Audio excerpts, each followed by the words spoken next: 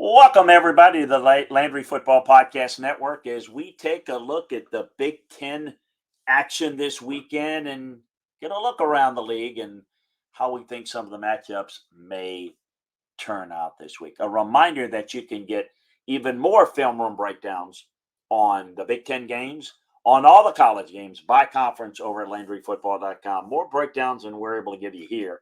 We'll give you a pick. We'll give you kind of what the score, how it might play out. So look, check it out.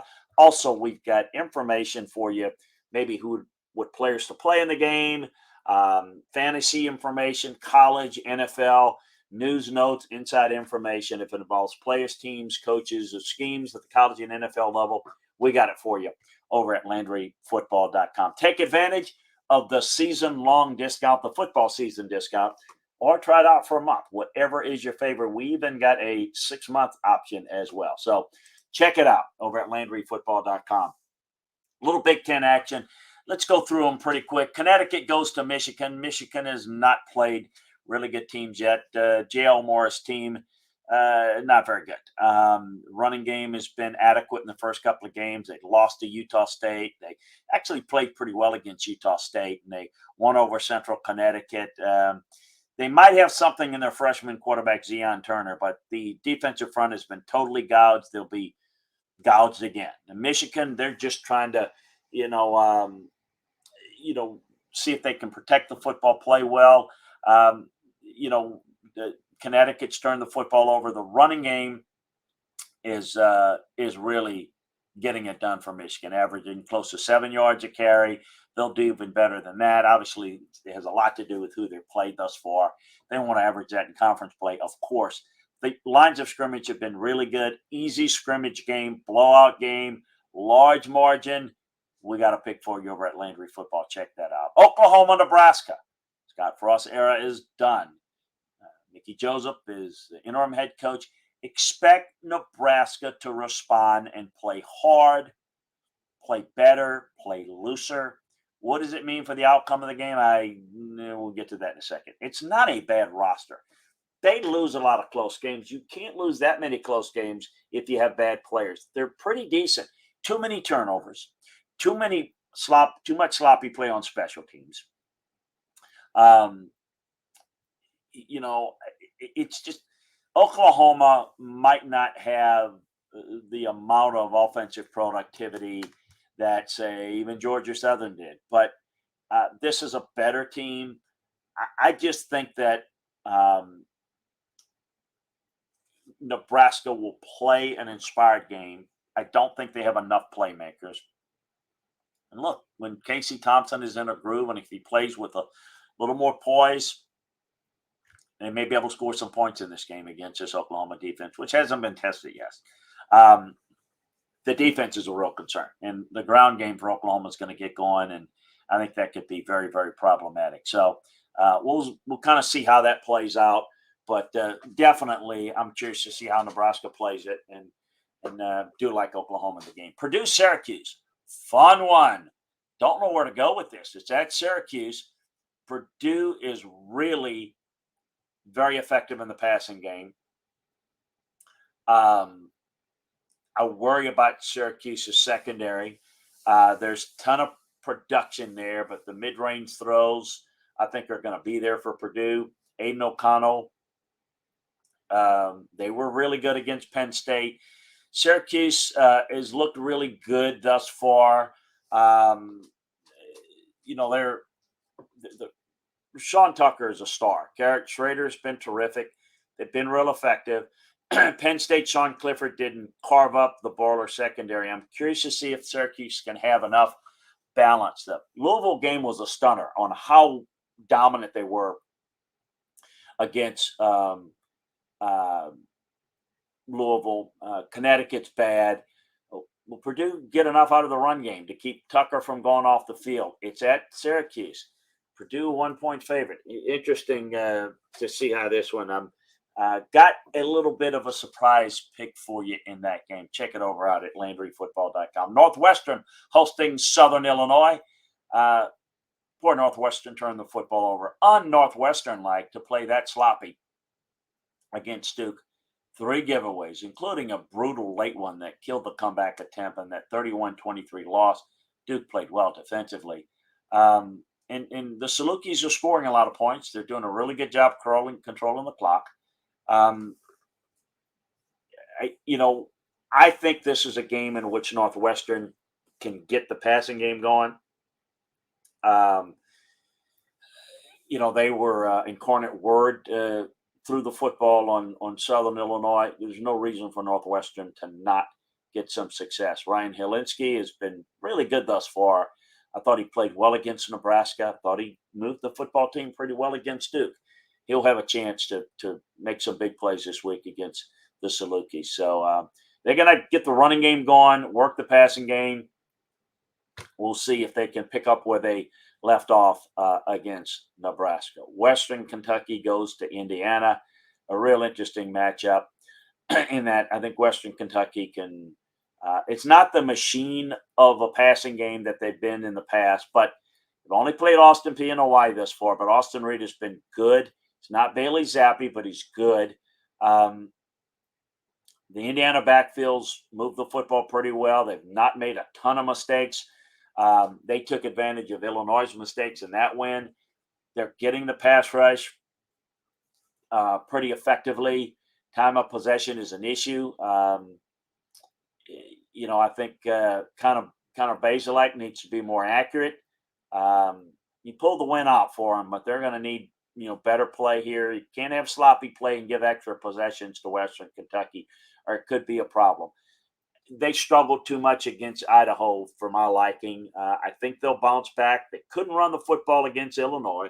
It kind of worked through and tore apart the Vandals, and now you had a hard time pulling away. But I thought they were a better football team. You've got to put a team like this away. Look for a high-scoring game.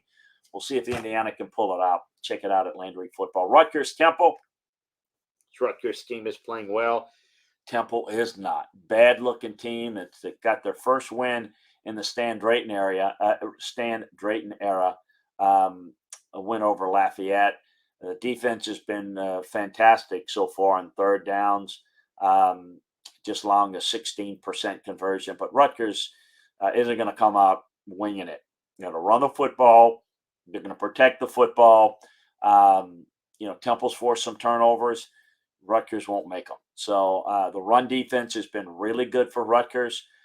BC Wagner not running the football well, so that's a part of it. But I'm curious to see how they do it. I just like Rutgers is a better team here by quite a bit of a margin. Speaking of quite a bit of a margin, I just like about anybody against Colorado. Colorado goes to Minnesota, and it's an 0-2 start. And we're non-competitive against TCU. Air Force rocked them. The offensive line hasn't been totally dominated, but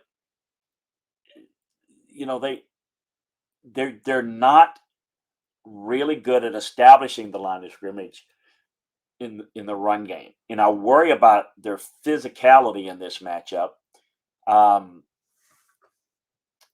They're going to need to have a really good performance.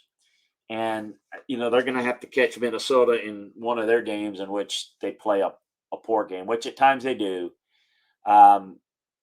Last year, Minnesota beat them 30-0, Colorado. And then they followed it up with a clunker against Bowling Green. So we'll see if they can catch them at the right time. The pressure's off. Nobody's expecting anything. Minnesota's expected to win in a rout. So if the running game is effective like I think it is, Minnesota's going to run the ball down Colorado's throat. It's a different style of running game than Air Force runs. But, you can gash this Colorado defensive front. Air Force did it. TCU did it. Minnesota should absolutely do it.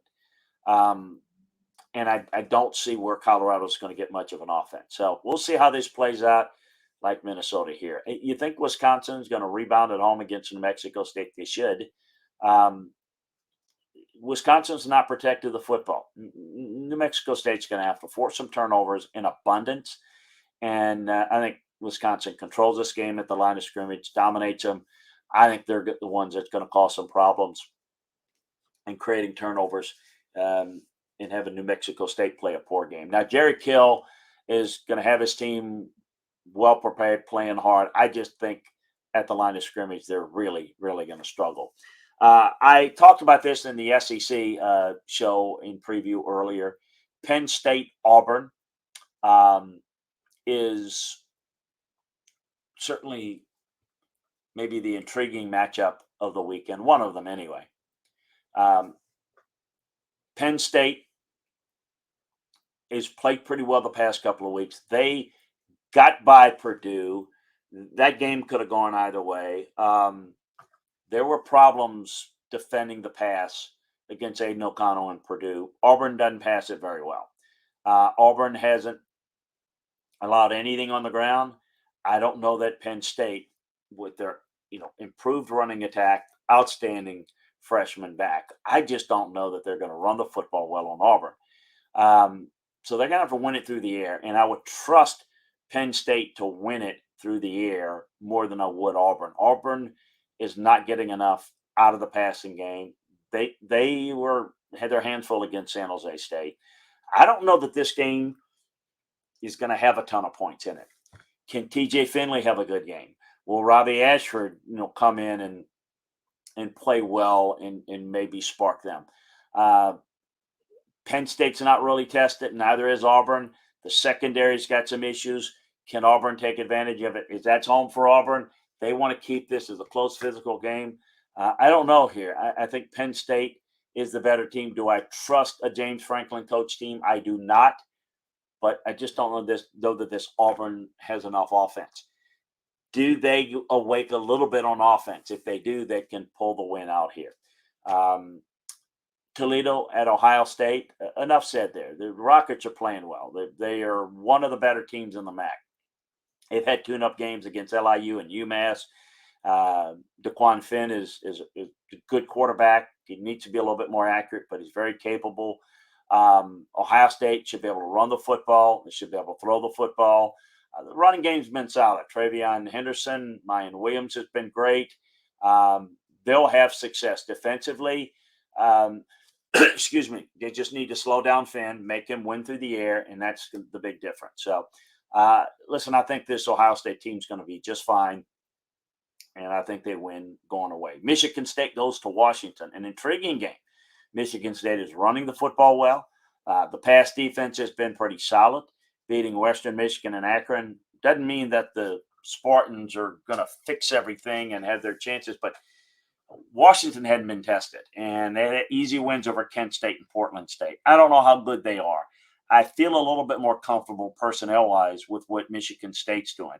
The combination of Jalen Berger and Jared Broussard, I know they've got a really good running game. I'm curious to see how good and how effective Washington's passing attack is going to be. Michael Penix, can he throw it well enough to take advantage of some of the issues of Michigan State's pass defense of last year, which I think is a little bit better, but I'm not sure. So I'm curious to see where this game goes. I do think that on the road is a challenge. Michigan State's a strong, rock-solid team, and I think the turnovers are going to be key. I think that the defensive front for Washington's pretty good. Going to be a fun game to watch. Check out my pick and as well as more film room thoughts on this one over at Landry Football. Nevada at Iowa. Look, this Iowa defense is really good. Let me start there. If Nevada can score some points, any points, look, this offense of Iowa has got to score this week, don't they? Couldn't do it against South Dakota State. I mean, it couldn't score a touchdown. So, look, I think that Nevada can run the football well enough. This is the danger if you're Iowa. If Nevada blocks a punt, gets a short field, and they score 10, 13 points, I mean, you got to wake up on offense because you're in trouble. Nothing's really working on offense. The defense has been really good. It's underlined the fact that their offense is so bad. The defense has been really good. They came up with 3 takeaways against Iowa State, and you think that they've got a really good chance of every week of playing well on that side of the ball. It's a good backfield that they're facing in Nevada.